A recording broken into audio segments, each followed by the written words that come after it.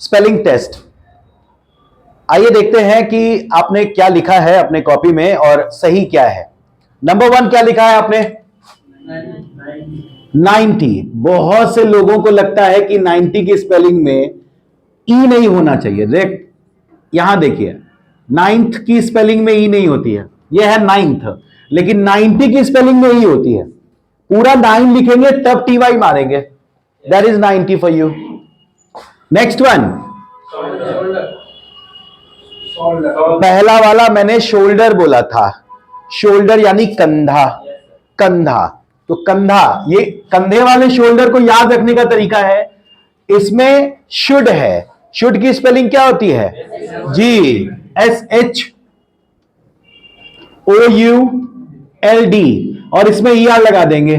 That's shoulder for you. Should याद रखना है, बस शुड लिखकर ER लगा दिया, हो गया शोल्डर। नेक्स्ट वन, बिजनेस में बिजी है। बिजी की स्पेलिंग क्या होती है?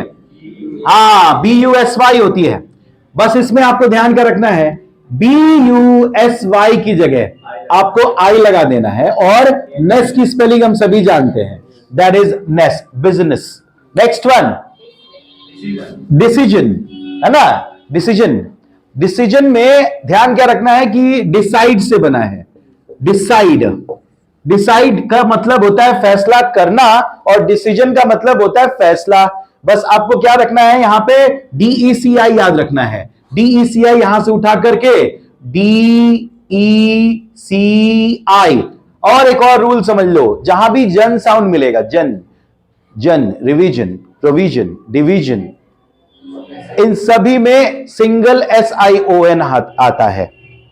ठीक है? पढ़ाई के एग्जाम के पहले आप क्या करते हैं? रिवीजन करते हैं ना, उसमें भी SION आएगा। तो उसी तरीके से डिसीजन है तो आपको SION लिखना है यहां पे। डिसीजन, डिसाइड से बना है। Number 5, character. कैरेक्टर, कैरेक्टर को याद रखने का बहुत आसान तरीका बता रहा हूं मैं। 4 एक्टर, 4 एक्टर, बस एक्टर की स्पेलिंग में OR होता है, लेकिन यहां पे आपको बस ER लिख देना है। 4 को कैसे लिखते हैं हम लोग? CHAR, ACT, बस OR की जगह आपको ER लिखना है। 4 एक्टर, ठीक है? OR की जगह ER लिख देना। Number 6, separate. सेपरेट में पारा याद रखना है। देखो, SE लिखने के बाद यहीं पे गलती होती है, पारा, इट हैज अ पारा। ठीक है? सेपरेट, पारा याद रखोगे कभी गलती नहीं होगी। Next one, independence. इंडिपेंडेंस में याद रखना है पहला वाला वावल जो है वो है आई, बाकी सारे ई हैं, बाकी सारे ई हैं। तो इंडिपेंडेंस में आई है INDEPEN, इंडिपेंडेंस, DENCE, बाकी सारे ई है। देखो, पहला वाला आई है, बाकी सारे ई हैं। डिपेंडेंस, डिपेंड है इसमें, देखो ध्यान रखोगे, डिपेंड, निर्भर होना। Dependence, independence, height. अगला वर्ड है हाइट। हाइट को याद रखने का बहुत आसान तरीका बता रहा हूं मैं आपको। 8 की इंग्लिश याद रखनी है। 8 को अंग्रेजी में क्या कहते हैं? हाँ, H लिखना है पहले, H और EIGHT लिख दिया, बन गया height. This is height for you. Number 9, hygiene. Hygiene में आपको ध्यान क्या रखना है? HYG, यहां तक हमें याद रहता है, प्रॉब्लम लास्ट में होती है। ठीक है? HYG के बाद आपको पहले I लिखना है, और आपको याद रखना है कि लास्ट में ENE है, यहीं पे गलती होती है। E लिखे पहले, I लिखे पहले।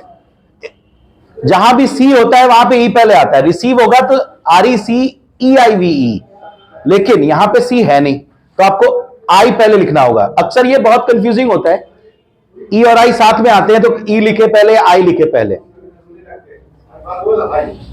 E लिखे पहले कि I लिखे पहले। ठीक है? तो ये कंफ्यूजन होती है।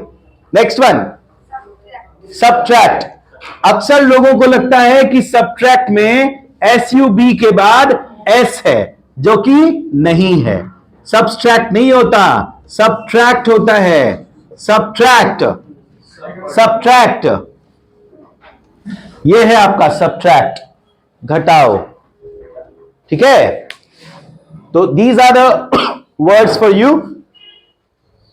राइटिंग में कम मार्क्स आने का एक सबसे बड़ा कारण होता है स्पेलिंग मिस्टेक्स, और स्पेलिंग मिस्टेक्स अगर गलती हो रही है स्पेलिंग्स में, इसका मतलब है कि you are not in the habit of writing regularly, you are not in the habit of writing, so you need to develop this habit of writing. आज का जो जनरेशन है टाइप करने में बिलीव करता है, ऑटो करेक्ट पे rely करता है कि ऑटो करेक्ट हो जाएगा, और व्हाट्सएप खुद ऑटो करेक्ट कर दे रहा है, माइक्रोसॉफ्ट एक्सेल, माइक्रोसॉफ्ट वर्ड खुद ऑटो करेक्ट कर दे रहा है। तो फिर हमें क्या याद रखने की जरूरत है? सोचो, बहुत सारे ऐसे वर्ड्स हैं जो हम आसानी से बोल लेते हैं। ये सारे वर्ड्स अगर देखिए, इतने सारे वर्ड्स हैं, हम ये सारे वर्ड्स ऐसे बहुत कॉमन वर्ड्स हैं, ये सभी वर्ड्स हम आसानी से बोल ले रहे हैं, बट यही वर्ड्स लिखने की बारी होती है, कितनी एम्बैरेसमेंट होती है, वही सिंपल वर्ड्स हम गलत लिख दे रहे हैं। इतना बिजनेस करना चाह रहे हैं, बिजनेस की स्पेलिंग नहीं आती है। तो ये सही होना जरूरी है। You need to work on your spelling too, along with your speaking. Writing should also be improved. Thank you.